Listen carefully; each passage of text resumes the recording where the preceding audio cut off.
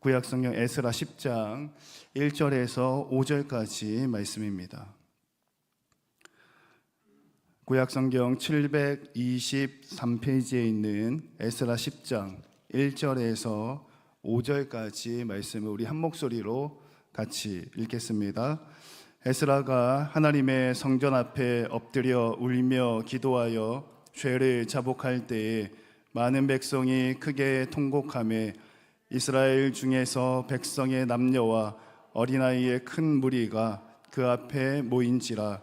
엘람 자손 중 여히엘의 아들 스가냐가 에스라에게 이르되 우리가 우리 하나님께 범죄하여 이 땅 이방 여자를 맞이하여 아내로 삼았으나 이스라엘에게 아직도 소망이 있나니 곧 내 주의 교훈을 따르며 우리 하나님의 명령을 떨며 준행하는 자의 가르침을 따라 이 모든 아내와 그들의 소생을 다 내보내기로 우리 하나님과 언약을 세우고 율법대로 행할 것이라. 이는 당신이 주장할 일이니 일어나소서 우리가 도우리니 힘써 행하소서 하니라. 이에 에스라가 일어나 제사장들과 레위 사람들과 온 이스라엘에게 이 말대로 행하기를 맹세하게 하며 무리가 맹세하는지라. 아멘.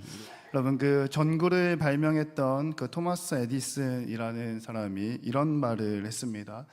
여러 번 실패를 많이 했잖아요. 그 실패할 때마다 무슨 말을 했냐면 나는 실패한 것이 아니다. 단지 1만 가지의 방법들이 안 된다는 것을 확인했을 뿐이다 라는 이야기를 했다고 합니다.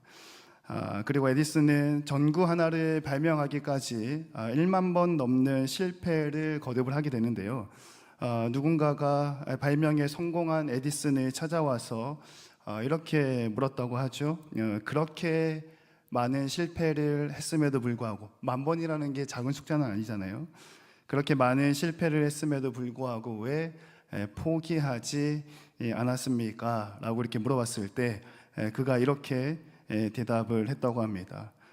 저는 그 실패를 통해서 오히려 전구에게 더 가까워졌습니다 라고 대답을 했다고 하죠. 우리의 신앙생활도 이와 좀 비슷한 것 같아요. 실패, 좌절, 낙심, 자꾸만 반복이 되어지는 상황을 우리가 살아가고 있잖아요. 하지만 우리가 기억해야 될 사실이 한 가지 있다면, 그러한 실패와 좌절의 반복 속에서도 기도하는 것은 그 끝에서 다시 시작할 수 있게 하는 힘이라는 사실을 믿으시기를 주님의 이름으로 축원합니다.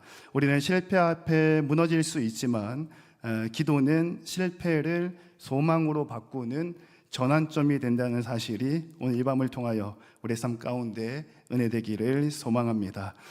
귀환한 에스라가 이스라엘의 죄된 모습을 보고 망연자실했던 모습을 지난번에 한번 같이 살펴봤습니다.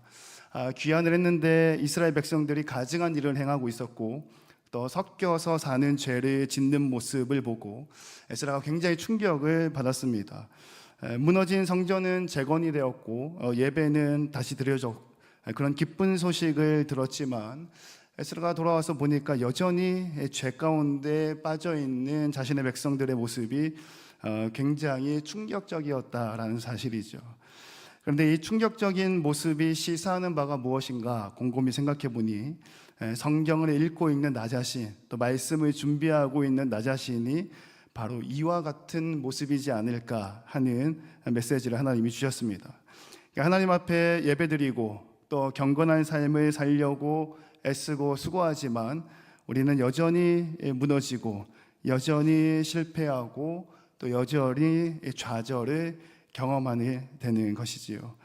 여러분 아시는 것처럼 시지프 신화에 나오는 이야기처럼 겨우겨우 그 크다란 돌을 산 정상 위에 올려놓았지만 또다시 산 아래로 굴러 떨어져 내려가는 것처럼 우리의 신앙생활이 이와 같은 반복의 연속 안에 갇혀 있다라는 것을 오늘 본문 말씀을 읽으면서 또 말씀을 묵상하면서 느낄 수가 있었습니다. 그러면 그렇게 삶 속에서 실패와 좌절이 수없이 반복될 때에 그때 우리는 어찌해야 하는가에 대한 질문, 그리고 여기에 대한 해답을 오늘 말씀을 통해서 찾아볼까 합니다. 여러분, 무력한 무기력감 앞에 주저앉아 있을 때, 그 절망 속에서 깊은 나락으로 떨어지는 자신을 돌아볼 때, 여러분, 그때는 우리가 어찌해야 하는가? 여기에 대한 짧고 명확한 대답이 본문 말씀 1절에 기록됩니다. 우리 1절 말씀인데요, 같이 한번 읽어보겠습니다. 에스라가 하나님 성전 앞에 엎드려 울며 기도하여 죄를 자복할 때에 많은 백성이 크게 통곡하며 이스라엘 중에서 백성의 남녀와 어린아이의 큰 무리가 그 앞에 모인지라. 아멘. 우리 읽었던 1절 말씀 앞부분에 보니까 이스라엘 백성들의 죄된 모습에 충격을 금치 못했던 에스라가 하나님의 성전 앞에 엎드려서 울면서 기도했다라고 말씀에 기록이 되죠. 그러니까 좌절과 절망과 실패가 내 인생을 잠식해 나갈 때 그것을 이겨내고 어둠을 뚫고 빛으로 나오는 방법이 하나 있는데, 그것이 무엇이냐면 오늘 본문 말씀에 울면서 기도하는 것이라고 말씀에 기록되죠. 그러면 에스라는 하나님의 성전 앞에서 엎드려 울었습니다. 그리고 에스라는 하나님의 성전 앞에서 엎드려 기도했습니다. 그리고 그때에 하나님께서 역사하셨다라는 사실이 오늘날 저와 여러분의 삶 가운데 그대로 일어나기를 주님의 이름으로 축원합니다.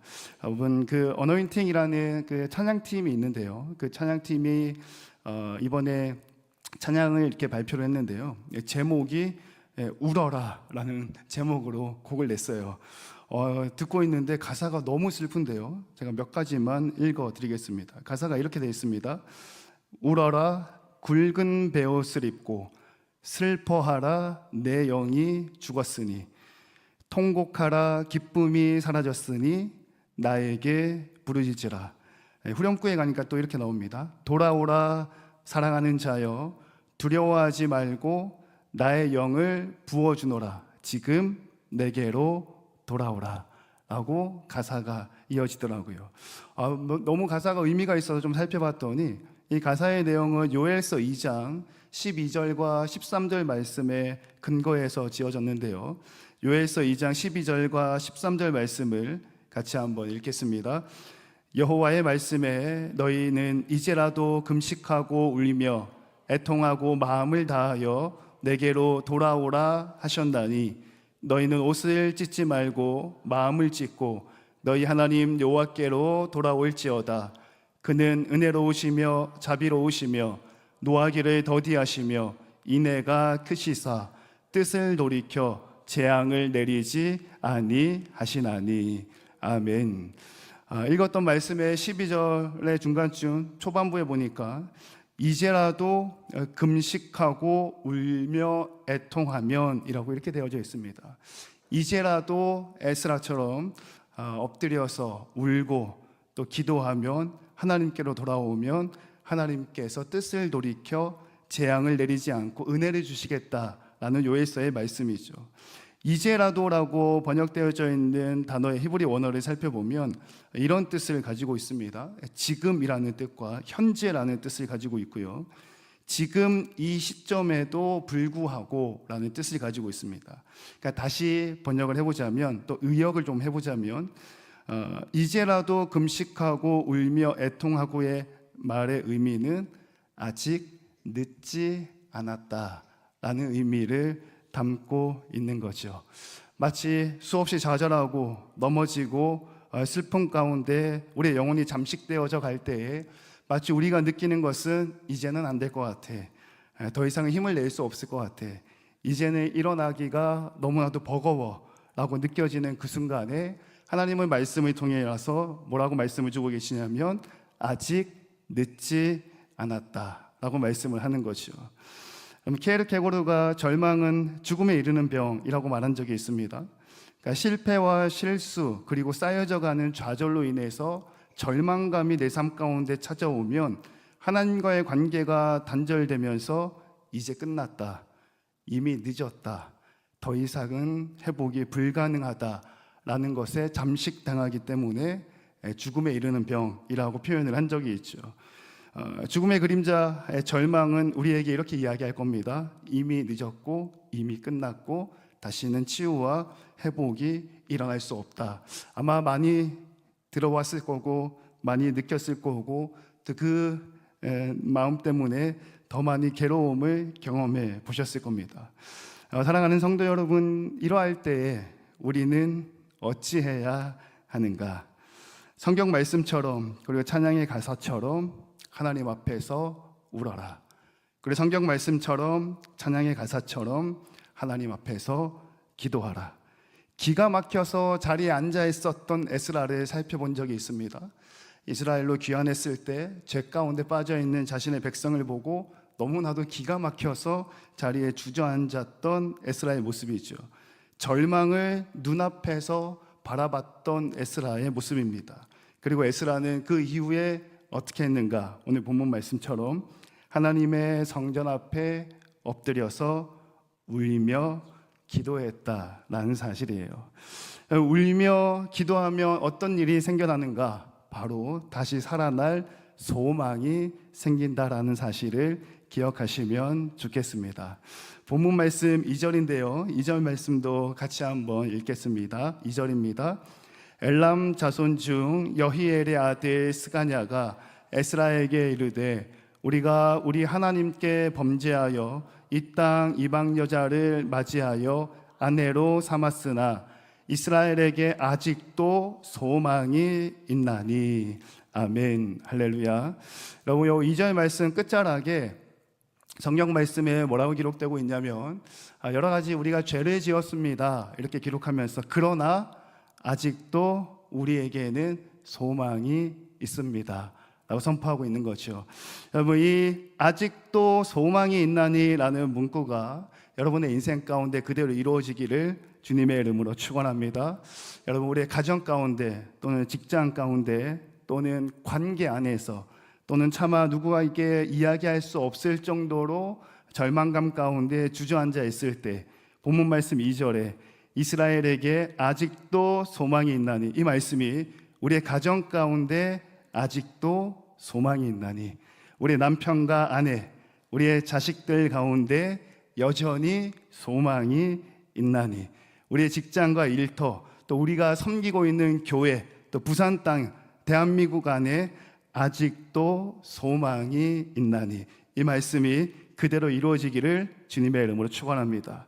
여러분, 2절 말씀에서는요, 아직도 소망이 있다 이렇게 말씀을 했습니다. 그러면 언제 소망이 있느냐? 하나님 성전에서 울며 기도할 때 소망이 있다라고 말씀을 하고 있죠. 여러분, 이 소망이 우리 가운데 찾아오게 되면요, 눈물이 변해서 웃음으로 바뀌는 역사가 있습니다. 시편 30편 11절에 시인은 이렇게 고백을 하죠. 주께서 나의 슬픔이 변하여 내게 춤이 되게 하시며 나의 베옷을 벗기고 기쁨으로 띠를 띄우셨나이다. 언제 이런 일이 일어나죠? 하나님의 성전 앞에서 엎드려 울며 기도할 때에 소망이 이루어질 줄로 믿으시기를 주님의 이름으로 축원합니다. 시편 147편 3절에는요 이런 말씀이 기록됩니다. 같이 한번 읽겠습니다. 상심한 자들을 고치시며 그들의 상처를 싸매시는도다. 아멘. 언제 이런 일이 일어나죠? 하나님의 성전 앞에 엎드려 울며 기도할 때에 상심한 자들을 고치시는, 그들의 상처를 싸매시는 역사가 있을 줄로 믿으시기를 주님의 이름으로 축원합니다. 이사야 41장 10절에는요 이런 말씀도 기록됩니다. 같이 한번 읽겠습니다. 두려워하지 말라, 내가 너와 함께함이라. 놀라지 말라, 나는 내 하나님이 됨이라. 내가 너를 굳세게 하리라. 참으로 너를 도와주리라. 참으로 나의 의로운 오른손으로 너를 붙들리라. 아멘. 할렐루야. 이러한 역사가 언제 일어나지요? 하나님의 성전 앞에 엎드려 기도할 때에 이런 역사가 일어날 줄로 믿으시기를 주님의 이름으로 축원합니다. 울면서 또 기도하면서 우리 자신의 죄를 자복할 때에 우리의 소망이 있음을 오늘 말씀을 통해서 여러분 삶 가운데에 실제가 되기를 주님의 이름으로 축원합니다. 우리가 울 때, 기도할 때, 또 죄를 자복할 때에 소망이 생겨나게 되는데요. 근데 그 소망이 내 삶 가운데 실제가 되기 위해서는 한 가지 관문이 남아 있습니다. 그 관문을 오늘 본문 말씀에서는 하나님께로 돌이키라 라는 말로 마무리를 하고 있죠. 여러분, 에스라가 기가 막혀 자리에 주저앉아 있을 때에, 그리고 그 자리가 엎드리는 자리, 우는 자리, 기도하는 자리로 바뀌었을 때 에스라와 그리고 이스라엘 백성들에게 소망이 생겼습니다. 그리고 그 소망은 하나님 앞에서 죄를 정리하면서, 그러니까 하나님 앞에서 지었던 섞이는 죄의 관계를 매듭지으면서, 즉 다른 말로 하나님을 향해 우리의 발걸음을 돌이킬 때에 우리의 삶 가운데에 실제가 된다라는 말씀이죠. 본문 말씀 3절 말씀에 그 내용이 나옵니다. 3절 말씀 같이 한번 읽겠습니다. 곧 내 주의 교훈을 따르며 우리 하나님의 명령을 떨며 준행하는 자의 가르침을 따라 이 모든 아내와 그들의 소생을 다 내보내기로 우리 하나님과 언약을 세우고 율법대로 행할 것이라. 아멘. 할렐루야. 우리 안에 소망이 생길 때 그 소망이 우리 가정에, 일터에, 삶의 모든 구석구석 가운데 실제가 되기 위해서는 하나님께로 돌이키는 역사가 있어야 한다라는 사실이죠. 에스라가 기도할 때에 이스라엘 백성들 사이에서는 맹세를 하게 됩니다. 어떤 맹세를 하게 되냐면 하나님 앞에 지었던 죄를 다 끊어 버리겠습니다. 또 하나님 앞에 섞이는 죄를 지었는데 그 이방 아내들 그리고 그 소생들을 다 내보내기로 맹세하겠습니다. 본문 말씀 5절 끝자락에 뭐라고 기록이 되고 있냐면 이러한 말대로 행하기를 맹세하겠습니다 하고 말씀에 기록되죠.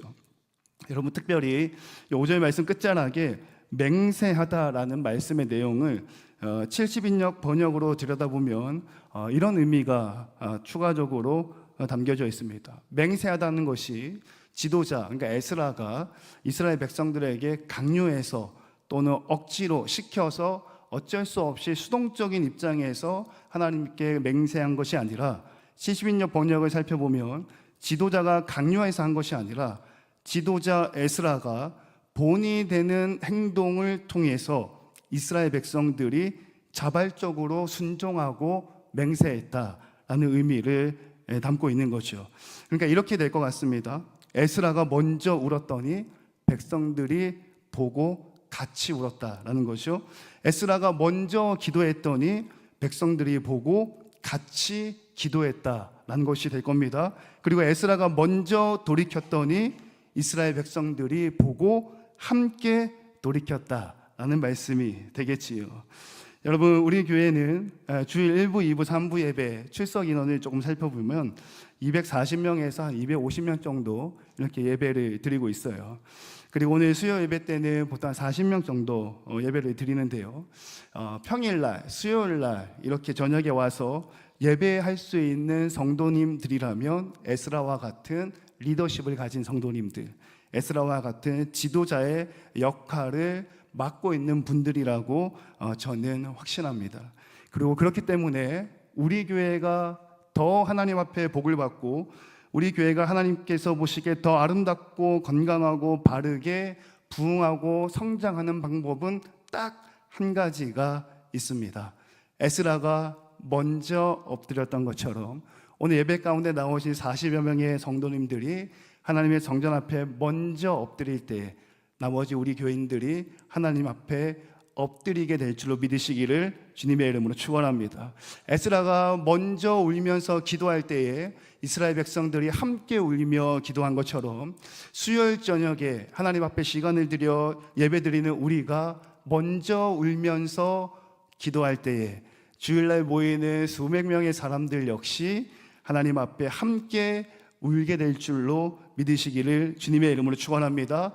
우리의 삶의 발걸음이 하나님께로 먼저 돌이켰을 때 우리 교회의 모든 가정들이 함께 하나님께로 돌이키게 될 줄로 믿으시기를 주님의 이름으로 축원합니다. 여러분, 말씀을 정리하겠습니다. 여러분, 인생을 돌아보면서, 여러분들의 신앙생활을 돌아보면서 무엇으로부터 돌이켜야 되는지에 관해서 기도하면서 하나님의 음성에 귀를 기울일 수 있기를 주님의 이름으로 축복합니다. 오늘 말씀이 또 여러분들의 삶의 실제가 되어서 기도하고 소망을 품고 돌이켜서 회복되는 신앙을 가질 수 있기를 주님의 이름으로 축원합니다.